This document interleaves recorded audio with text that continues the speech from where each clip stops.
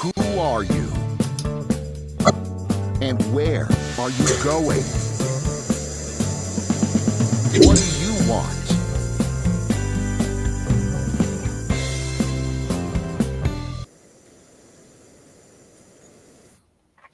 Hello and welcome to Business Lessons from the Military. I'm your host, Kevin Bemmel, and we're here every Tuesday at 10 a.m. Pacific time to talk about military history, doctrine, and the practices of great military leaders, and then distill from those lessons that we can apply to how we run our businesses and professional practices. So this is a way for me to give back to you, my fellow citizens, for all the support that you gave me and my colleagues when I was in the military, and perhaps in a teeny tiny way pay back some of the billions of dollars that were spent in training, again, my colleagues and me. So today I'm doing something a little bit different. And if you're a watcher of the show for the last several months, you've probably noticed this right here. And you may recognize, although I know it's small, this is a picture of Tim Allen playing a character called Jason Nesmith. And the caption reads, "Never give up, never surrender." And it's a line from the movie Galaxy Quest. And so, I see that, of course, all the time.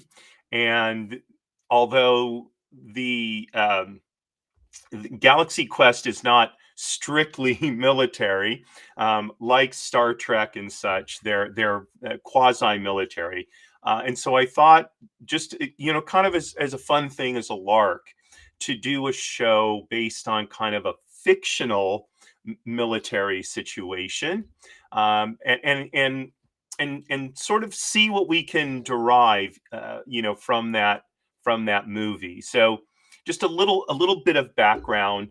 When the movie came out in the 1980s, a friend of mine, a long-standing friend of mine, who did not live in Los Angeles, happened to be in town. Her name is Laura, and she called me up and she said, "You've got to come see this movie with me and my friend." And lo and behold, it was Galaxy Quest. And if you've never seen the movie, all I can tell you is it is just one of the most delightful movies you will ever see. The cast includes, of course, Tim Allen, Sigourney Weaver, Alan Rickman, Tony Shalhoub, and then there are other people in it who are less well known. And it is indeed a send up. I wouldn't call it a spoof, really. I think it's more of an homage than a send up of Star Trek and all of the other movies around it, and it is both charming, impactful. I mean, it's just I probably watch the movie at least once a month. And there are times when I finished watching it and started watching it again just because I enjoy the movie so much. So, if that effusive praise isn't enough to get you to watch the movie if you haven't seen it, okay, well, then I don't know what to do. But in any event, just the never give up, never surrender. There are times in our lives when it seems like nothing is going our way. Every time we turn around, we're losing, and we just want to, I don't know, crawl under a rock, you know, and and it's at a time like that. You might say, "Wait a minute, you're a rabbi and you don't reach out to God?" Well, yeah, yes, I mean, but sometimes you need to have that those words going through your head to keep you going. And never give up, never surrender has become kind of a mantra in my head. I don't know that I've ever said it to anyone. I'm known for signing my emails "Courage at all times," which is I think a more broadly relevant idea. Whether think life is going well or life is going badly, we want to have courage at all times. But and that too, you can see, has kind of a military cast to it. But especially when the chips are down, and we need to um, boost ourselves, I guess. Never give up, never surrender is a great motto to have. So I don't want to. I'm not going to give you the whole plot of the movie. I don't want to ruin it for you. But the basic idea behind the movie is there's this group of essentially washed up actors who had done this television show. It looks like it was done maybe in the late 1960s, early 1970s, and now here it is 10, 15, 20 years later. And they haven't done anything in terms of acting of note since the show, and they attend a bunch of conventions, Galaxy Quest conventions, and they sign autographs, and but there's this whole sort of fan base that is enamored of the show and enamored of them as the characters in the show, and who seem to have a little bit of trouble distinguishing where reality begins and the fantasy. Where reality ends and the fantasy of the show begins. And so these actors, first it's just the Tim Allen character is asked to help this group of aliens called Thermians. And it turns out that the Thermians have seen all the TV shows, except they don't know what television is. They think they're actual historical records. They call them the historical documents.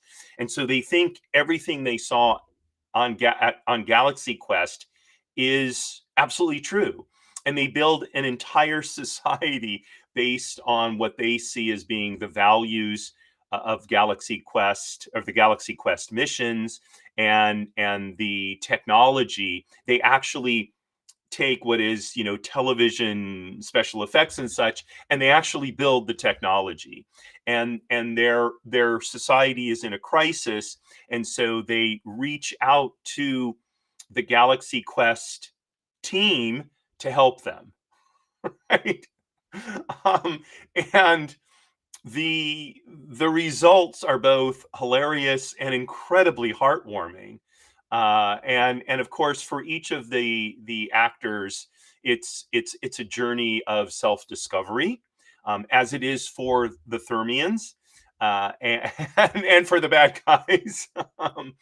And and that's, I think, the enduring appeal of the movie. So for anyone who has been in the military, especially if you did not grow up immersed in the military environment, you may have had relatives who were in the military, but if you didn't, grow up on a military base or something, uh, being in the military oftentimes is a journey of self-discovery, and so I think that it's one of the few places anymore where the journey of the central aspect of the journey of self-discovery is one of maturation.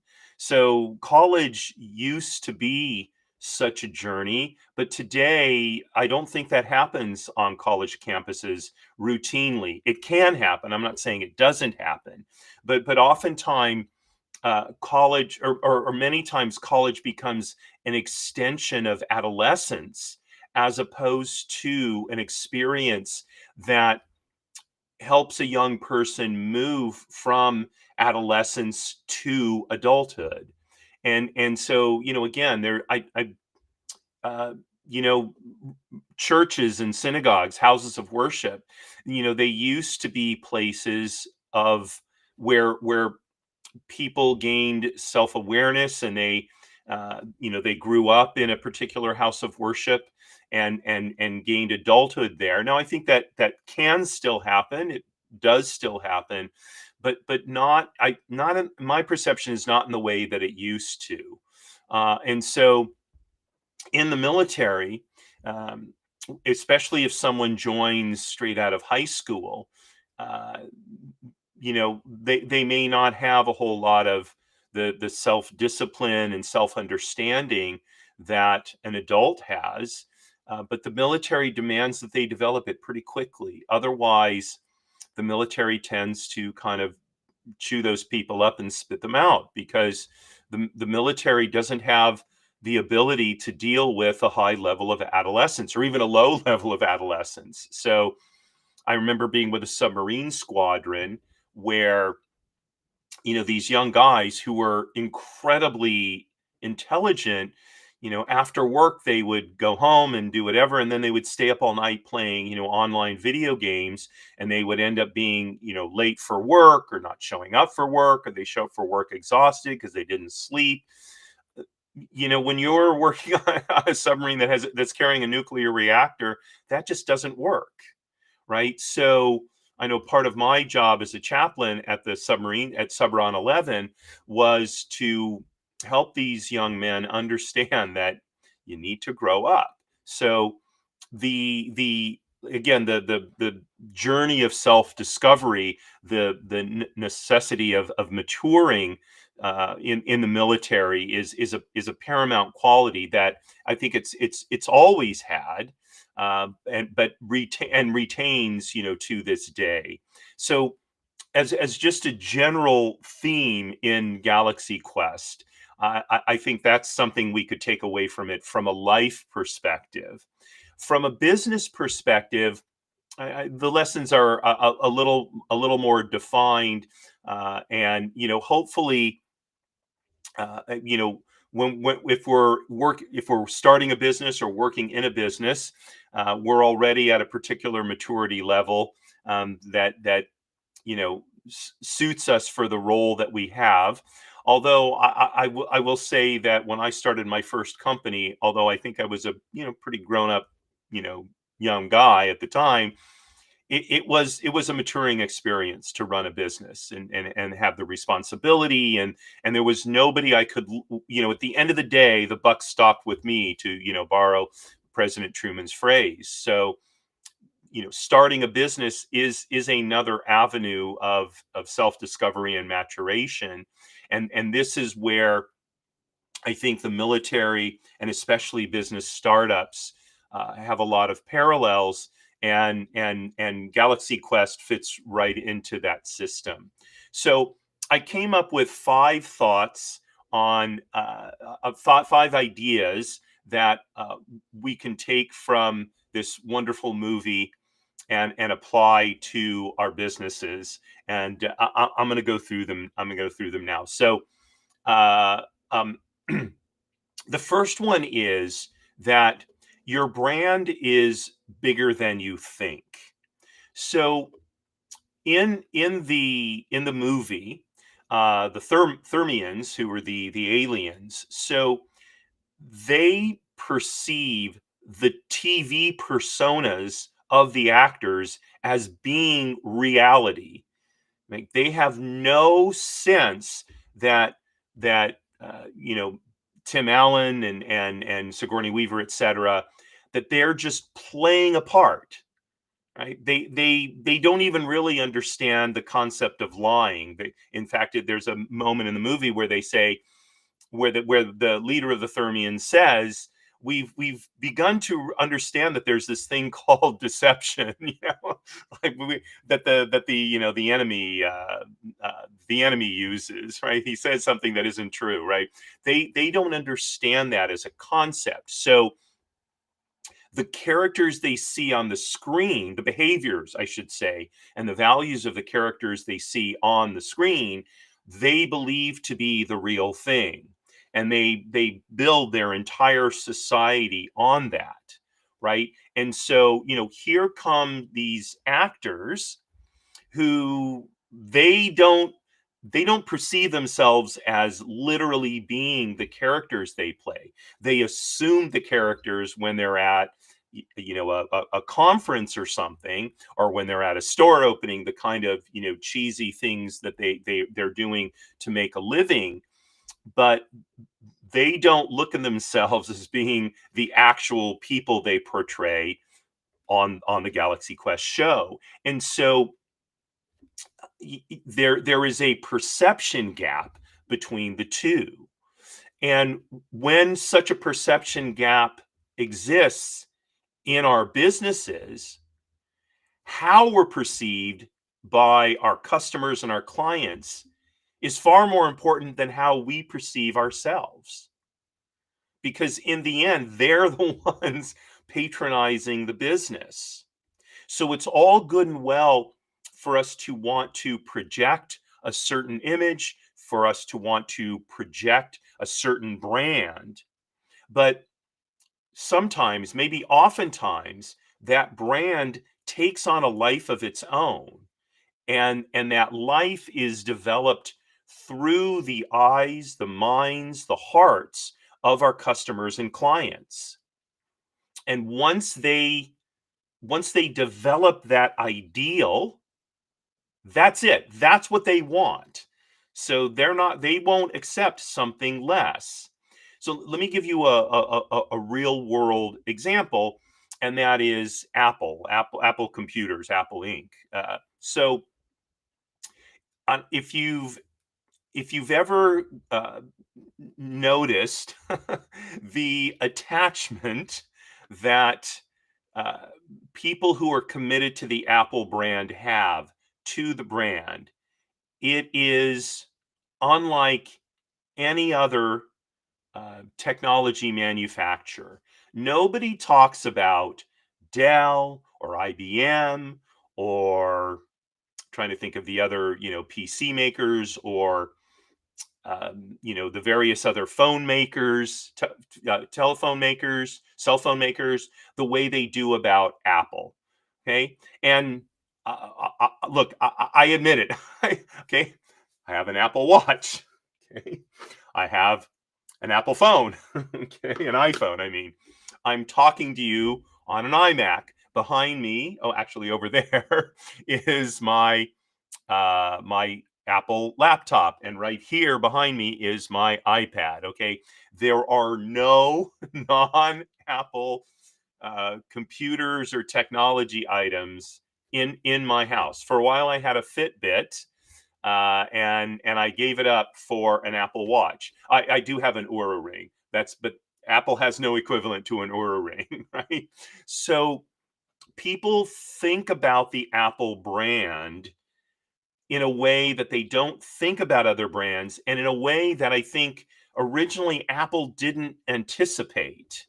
So, when Apple came out with the iPhone in 2007, and I remember this launch because I was stationed in Okinawa, Japan at the time, and one of the young women I knew at Marine Corps Community Services, I was visiting their workspaces, and I walked in front of her door and said, "Hey, hello, how you doing?" kind of thing. And she said, "Hey, come in, I got to show you this." And she had one of the first iPhones, and she was showing me this thing, and I'm like, wow, this is the app. This is what we would expect from an Apple phone, not some cheesy flip phone, or whatever else was available at that time, right? The Apple iPhone was really revolutionary when it came to telephone technology. That is what Apple people like me, demand from Apple. Okay, nothing short of that will do. And you can see when Apple releases a new product and there's no enthusiasm for it, it's because Apple enthusiasts, we look at it and we go, this is not what Apple does. This is boring. This is not new enough. This is not the gestalt, the brand of Apple. Okay, so I think we need to be aware, and like it or not, and I will be candid when it comes to branding. It's like, branding. I mean, really, everybody. But we all have to brand. If we're in business, we have to build a brand for our business, even if it's only among our our small group of customers and clients, our brand, and it may be things like reliability, honesty, those kinds of traits, but we need to very consciously build them. Having built them, though, we need to gain the ability to see our brand through our clients and customers' eyes, so that we don't end up inadvertently alienating them because we haven't been true to our brand. And that's a challenge, right? To see anything through someone else's eyes is very, very difficult. This is the challenge of any relationship. And fundamentally, a brand is the relationship we have with our customers and clients. Okay. So, like any good relationship, we need to strive to understand how our clients and customers see it, and make sure that we're living up to that. So our brand is bigger than we think. Okay, it's much more powerful, and that's one of the things that the Galaxy Quest crew had to figure out in encountering the Thermians. Okay, so that's number one. Number two, deliver on the promise even if you're not ready. Okay. So, as I mentioned in the introduction to the show, the Galaxy Quest crew ends up on the ship that is the ship. It's an actual ship based on the one that was a mock-up in the original TV show. They're on the ship, and they're still kind of thinking this is all just playtime. But then they encounter a real world crisis, and the Thermians turn to them and they're basically like, "Okay, you are the ones who know what to do. We've seen you do it, you know, dozens and dozens of times in the historical documents. So handle this situation, right?" And it's almost literally an existential crisis, and at that moment, I don't think I'm giving anything away about the movie. Only Tim Allen realizes that it's real, and he needs to step up, and the rest of his crew are like, "We're out of here," right? They're not ready, and so they will not commit to delivering on the promise, as the Thermians see it, of what's in the show, right? And so the rest of the movie is about them having to deal with this situation, and in essence delivering on the promise of the show: never give up, never surrender. Or the Alan Rickman character, he plays Dr. Shoot, I'm going up on his name, but he's another sort of alien species himself. So he has this sort of motto by Grabthar's hammer, I will avenge thee. And it's one of the sort of running jokes is that Alan Rickman considers himself a real actor. Rickman, of course, being English or British, and and so he kind of he has very mixed feelings at best about having been in this space fantasy show, and having to say that line really rankles him. And yet, when the Thermians see him, they want him. They're expecting him by Grabthar's hammer to deliver, right? Because it's kind of like an oath. By Grabthar's hammer, he's saying, on my oath, I will deliver on whatever it is I need to do, right? So here they are in this crisis of needing to step up and lead and act, even though they're not ready because they've actually never done so, right? It's all been a TV show, so it was all scripted. They never had to in real life step up to the plate, so to speak. So this and I remember when I started my first business, I was 26 at the time. I knew nothing about business. I've probably told this story before, but my first business plan was, well, this guy that I've been working for never went to college, and he made $500,000 last year. So I went to college. I should be able to make at least $500,000. That was my business plan, right? How naive was I, in thinking such a ridiculous thought, right? College teaches you nothing about starting a business. It doesn't. So, I made a promise in starting a business, and then I realized I didn't know how to deliver. I was not ready. I did not know how to sell.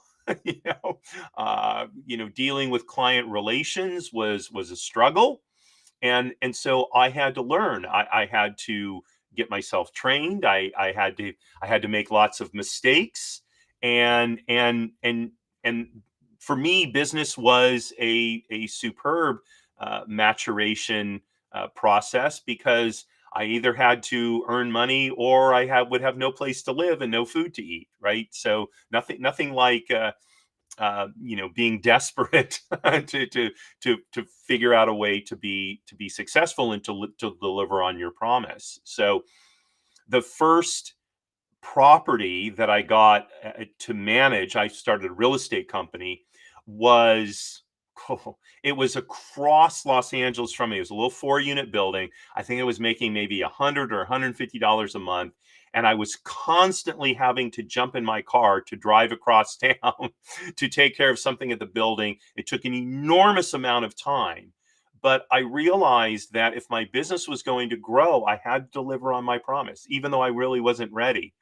And I should have figured this out better before jumping in, but what did I know? I jumped in. So that's another aspect of what we can learn from Galaxy Quest. So another real world example is Airbnb. So Airbnb kind of exploded in popularity around 2012, but unfortunately, and it was sort of this really cool thing. I mean, to be honest with you, I'm not an Airbnb fan, but I recognize that for a lot of people, the idea of traveling to a city and living in an apartment, uh, in an area of the city that's, was had a certain character or whatever, that was very appealing, as opposed to staying in some rather, homogenous or vanilla hotel or motel. I think that idea captivated a certain segment of the traveling public. There was perhaps a certain romance to it, even, and I think Airbnb was kind of caught off guard, because its infrastructure, its policies, they weren't ready for this sort of huge burst of popularity, and so cities pushed back, and people faced, sort of inconsistent standards of how clean a place was, how ready it was for them to be there, and they went through Airbnb went through tremendous growing pains in the late 2000 teens, while they figured it out. But the bottom line was they had to deliver on their promise, even though they weren't ready, and indeed they did. And Airbnb went on to become very successful. Now, like any business, that success has somewhat waxed and waned over the last 10, 15 years, since it's been able to really kind of get itself, or I mean, the last, 10 years or so, since it's, gotten on its feet and worked out most of its problems. But it was not a given back in 2012, and I remember reading about it, and the struggles that they were dealing with. And look, good for them, right? They had made a promise. People took them at their word. Okay, you promised us, now we want it, right? And then they realized, oops, we're not exactly ready, but now we have to deliver anyway. So I think that's a very powerful lesson, again, we can learn from Galaxy Quest. So I'm going to take a break here for just a moment to let you know that Business Lessons from the Military is sponsored by the Beverly Hills Council of the Navy League of the United States, of which I am the president. Dun, dun, dun, dun, dun, dun, dun, dun, dun, right? So the Navy League of the United States is an organization of civilians and military people, primarily from the sea services, which is the U.S. Marine Corps, the U.S. Navy, the U.S. Merchant Marine, and I missed one, the U.S. Coast Guard and the U.S. Merchant Marine. And its mission is to support, educate, and advocate for the sea services. So we help people understand what's at stake with respect to national security and how the sea service fit into that. We support the various sea services and especially their members. And finally, we advocate for policies that will support the sea services. So here at the Beverly Hills Council, I've been asked to reconstitute it. It had kind of fallen to the wayside over the last few years. And we do, if you're in the Los Angeles area, we have an event coming up for Fleet Week, May 23rd through 26th, I believe it is. We're going to have a meet and greet down at Fleet Week. And if you want more information about the Navy League, please go to navyleague.org. That's where the national organization, that's the national organization's website. And if you if you want to consider joining us in our work and become a member of the Navy League, and you live in the greater Los Angeles area, that's anywhere from the Pacific Ocean to, down to Long Beach and up to downtown Los Angeles and through into East LA, that's our territory. So please consider designating the Beverly Hills Council as your home council, and then you will get information on all of the events and activities in which we engage. So thanks very much to the Beverly Hills Council of the Navy League of the United States for sponsoring Business Lessons from the Military. Okay, so now back to our show, and I'm talking about Galaxy Quest and the lessons we can learn from this fictional sort of quasi-military story that we can apply to our businesses and professional practices. So the first two I mentioned were your brand is bigger than you think, and you have to deliver on your promise even if you're not ready. So next is your fan or customer engagement is powerful. You have to respect it. So in the movie, as I mentioned, they're in the beginning, they're at this conference. It's like one of these. It's a Galaxy Quest conference, like a fan conference, and there's a particular group of young people there, and they're the sort of led by this young guy. His name is Brandon. He's kind of a nerdy teenage fan, right? And he and his friends, they are the audience segment. They're just into the Galaxy Quest, like people today are into whatchamacallit with the wizards. Oh gosh, I can't believe I can't think of the name. My daughter loves the books too. See, I'm okay. The wizard thing that I'm talking about with the lady from England wrote them. Wow. Anyway, so he is extremely not only dedicated, but they're completely engaged. They know all the technical specifications of the ship, and they know all of the backgrounds of all of the characters. They have just encyclopedic knowledge of the show's not only their technical, but all aspects of the show, just everything about it. They can quote chapter and verse, right?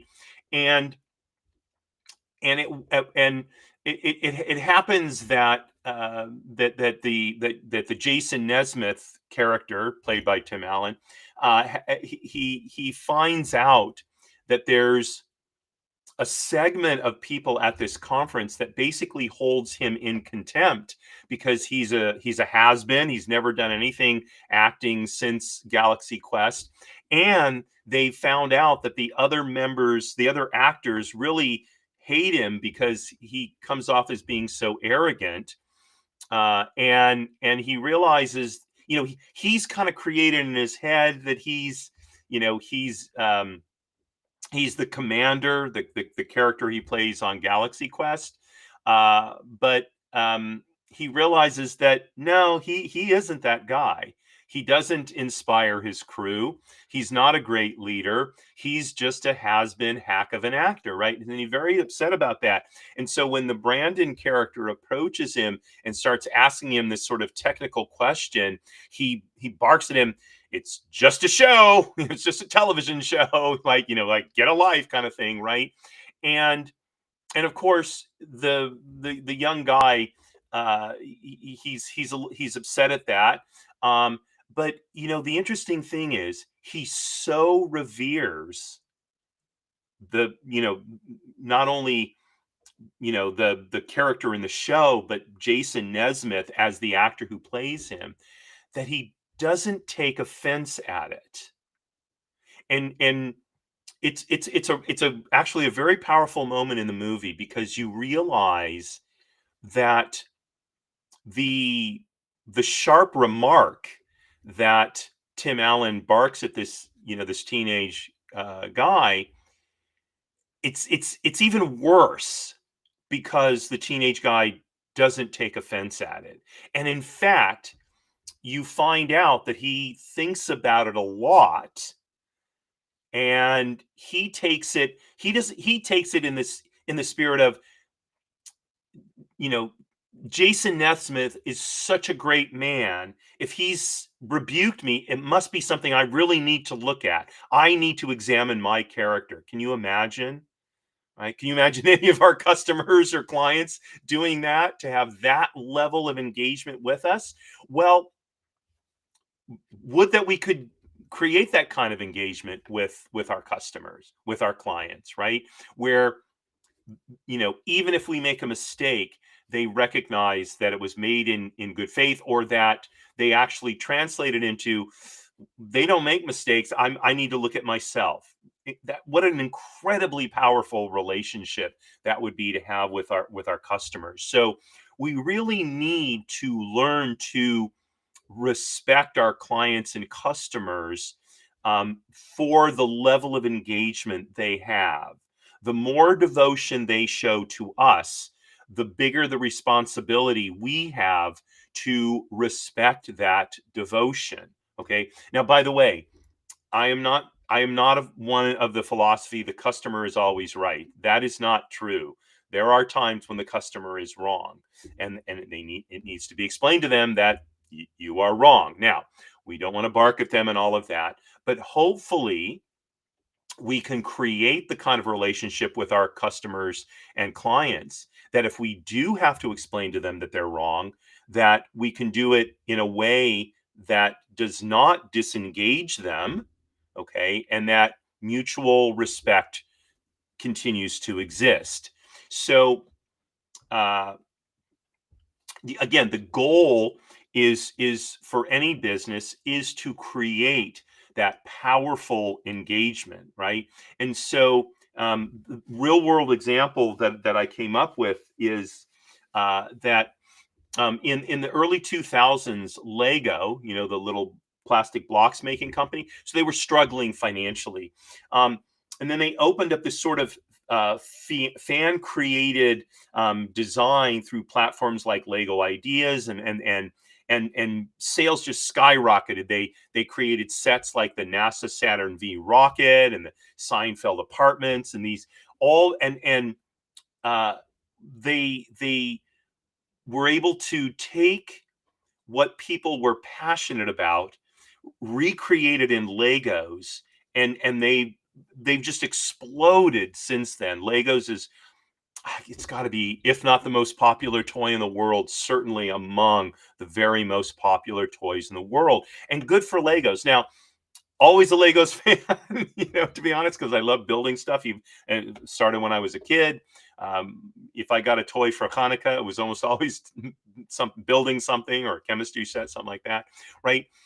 But Legos found out a way to leverage customer engagement by looking at things that had high engagement already and connecting with them. So there's a whole Star Wars line of Lego sets, like a Millennium Falcon. Oh my gosh, what it would be to build that! And some of these sets, by the way, they're extremely expensive, hundreds of dollars, right? And so Legos became not just something for kids, but for adults as well, right? And so they've developed tremendous customer fan engagement that has really driven their company ever since. Not to mention Legoland.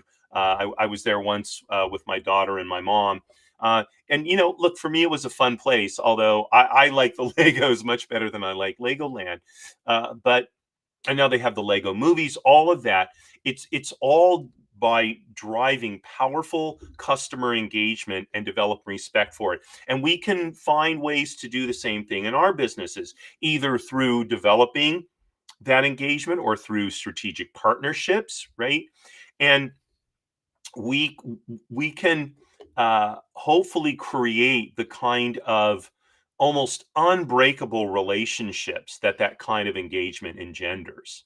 Okay, next, teamwork over egos. So the Galaxy Quest crew is, because they all they don't really hate the Tim Allen character, but they're all annoyed by him. Minimally, they're all annoyed by him, and sometimes they do really dislike him when he does, really he does things that are essentially unthinking to them. And so when they first set out on this, what turns out to be real world quest, so they are all sort of in it for each of them as individuals. They're not really looking at themselves as being the crew, the team that they are. And in fact, until they're able to come together as a real crew, as a real team, they don't really make any progress. So Dr. Lazarus, that's the Alan Rickman character. I went up on his name earlier. So he's because he aspires to be a legitimate actor, right? He really struggles to buy into the Galaxy Quest gestalt, and yet when he does, he finds the authenticity in acting that he's seeking, and more than that, he realizes that he is part of something larger than himself, larger than the Galaxy Quest play acting of the TV show. He actually becomes the Dr. Lazarus that's on the screen. He fulfills that character's promise in essence, right? And so the crew learns to work together and overcome their various egos or bruised egos. So the same is true in businesses. Now, there are businesses where it seems like they're driven by one very, smart, innovative person, right? Of course, the one who immediately leaps to mind is Elon Musk, whether it's um, Tesla or whatever. But the fact of the matter is, although he may be the face of his companies, indeed, there are hundreds, thousands of people working with him in teams that are very bright, and they're all working for a common goal. And in fact, to the extent that Elon Musk has any genius, I think it's that he has the ability to not only attract incredibly bright creative people, but to get them working together as a team and not be held back by egos. That's why he's been able to build Tesla. uh, the financial side of it aside, the car itself, that's why he was able to build SpaceX. So in the early years of SpaceX, for example, there were 3 failed launches, a lot of financial uncertainty, and what changed was Elon Musk brought in a number of seasoned engineers, and he created these sort of cross-functional teams that had the authority to solve the problems of the Falcon 1 and later the Falcon 9. And instead of centralizing ego-driven decisions, he fostered a tight collaboration in the company, and this teamwork is what has enabled SpaceX to go on to the tremendous successes that it's had. And in fact, while I have a friend of mine, he used to be a big Elon Musk fan, now is not. Okay, whatever.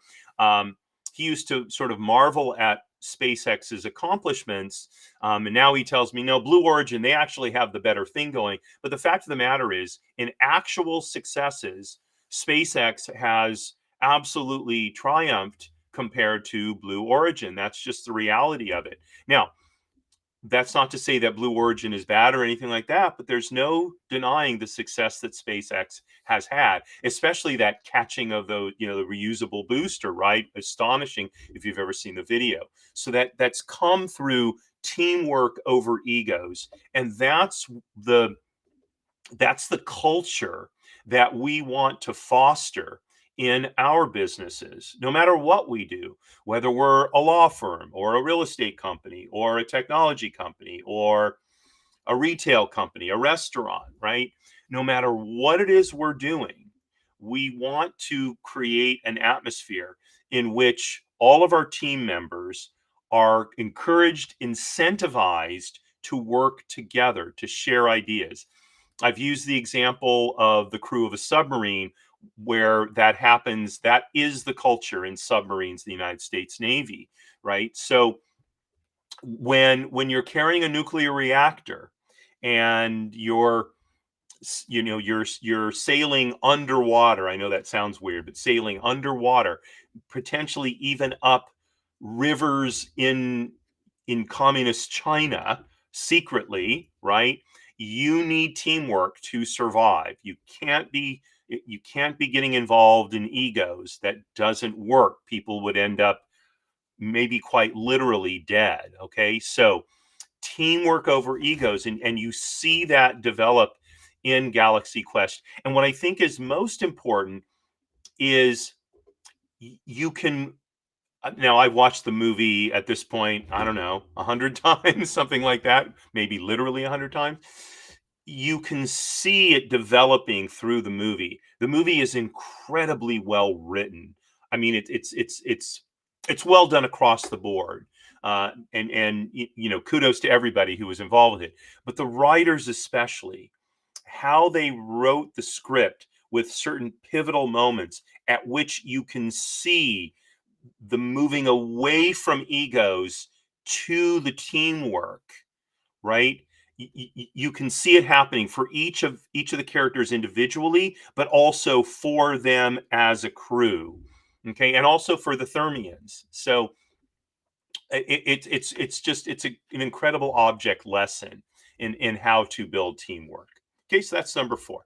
Number 5, imposter syndrome doesn't mean you're unqualified. Now, imposter syndrome, if you've ever watched the Big Bang Theory, there's this great scene. I know I'm diverting into another fictional situation, but also one of my favorite TV shows. So there's this great scene where the two characters, Sheldon and his girlfriend Amy, they've developed a physics concept, and they have a chance at a Nobel Prize.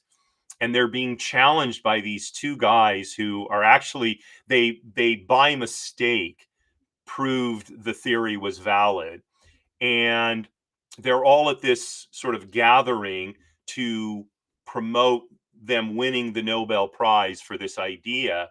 And these two, numbskulls, they start saying, we just don't feel like we really deserve this or know about this. And I said, I don't know what that's called. And Amy Farrah Fowler finally loses and she says, "You're talking about imposter syndrome, which you don't have because you are imposters. Only people who aren't imposters can have imposter syndrome," right?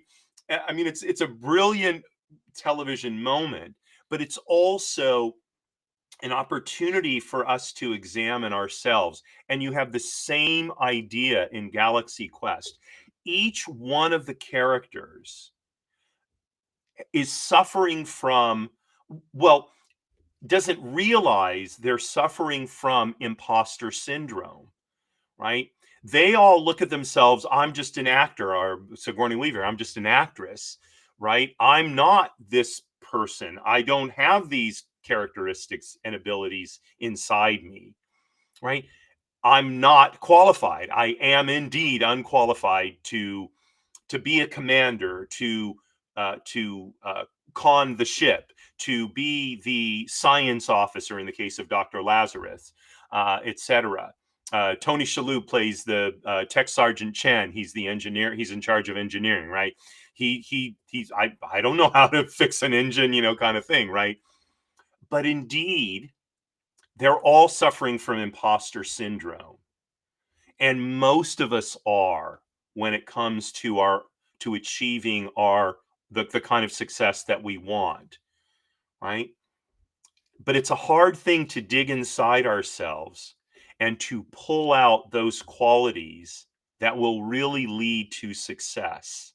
It can be gut wrenching, especially because as we work to bring out those qualities in ourselves, that doesn't guarantee success. We're still going to fail sometimes because that's how life is. But just because we fail sometimes doesn't mean that we're unqualified and that we are actual imposters. And that's where I think we all get hung up. Most of us are suffering from imposter syndrome. We have the ability to do much more than we think if we're willing to gut it out, right? And that's what the Galaxy crew finds out about themselves is, of course, they don't use the word imposter syndrome in the movie, but they're all suffering from imposter syndrome, and they need to overcome that so that they can realize their true potential. So looking for a real world example in this. So, if you've ever heard of a woman named Melanie Perkins, so she was one of the co founders of Canva. Now, if you've seen the thumbnails I do for my shows, they're all done on Canva. Canva is an amazing tool. I love it. Okay. And Melanie Perkins basically started Canva in Australia as a design tool for students, right? She wasn't some big techie or some, Silicon Valley, the female equivalent of a tech bro or anything like that.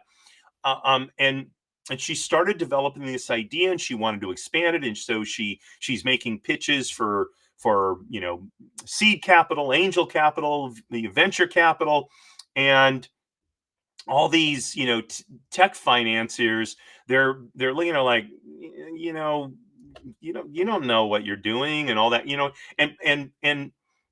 and it was, I'm sure it was downheartening for her, but she persisted, she learned, she adapted, and today Canva is valued at over $25 billion. Okay. And I haven't seen these interviews, but I'm told that she talks quite openly about feeling out of place in the sort of tech, Silicon Valley tech scene.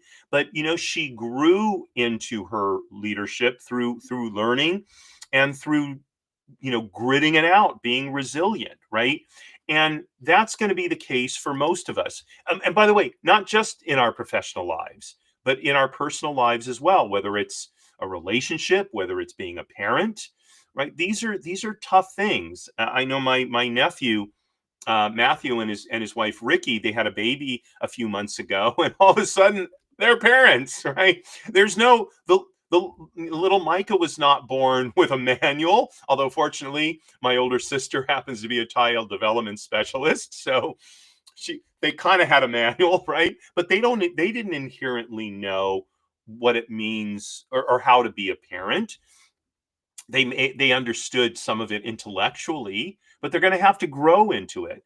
And my sister Marla will coach them, and I know Matthew and I talk from time to time about what it means to be a father. So we grow into these roles, but the main thing to remember is we can do it.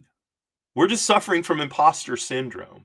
But if we learn, adapt, remain resilient, okay, we will overcome imposter syndrome, and we will actualize ourselves in the roles that we want to hold, whether it's a business owner, whether it's running a professional practice, or whether it's something in our personal lives, like I said, being a spouse, a parent, a devoted friend, etc. So these are the lessons of this quasi-military fictional world called Galaxy Quest. Right? Never give up, never surrender. Right? So I want to cover them again just real quickly. So your brand is bigger than you think. Deliver on your promise, even if you're not ready. Okay. Fan customer engagement is powerful. Build it and respect it. Okay. Teamwork over ego. And finally, imposter syndrome doesn't mean you're unqualified. Very likely you are qualified. You're just going to have to gut it out and bring it to the fore so that you can access it and go on to the success you want. So those are the lessons of this beloved movie Galaxy Quest. Again, if you have never seen it, watch it tonight. Watch it with people you love and care about, or watch it with your work colleagues, and it may just inspire you to go on to very big and wonderful things. So thank you very much for joining me today. To my live viewers, always great to know you're out there. Let's see, tomorrow at 10 a.m. Pacific time, Wednesday 10 a.m. Pacific time, is my show People Making Money.